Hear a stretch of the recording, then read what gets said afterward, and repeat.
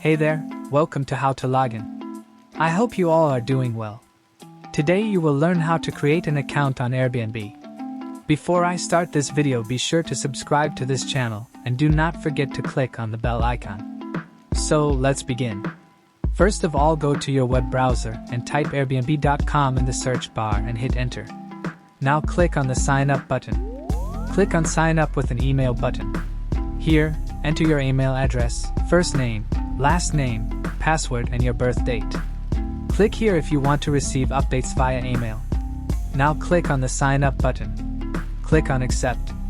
Click on get started. Now you can update your profile by uploading your photo, or you can simply skip for now. Confirm your phone number or skip for now. Now it will ask you to confirm our email address. So go to your email. Click on the inbox from Airbnb.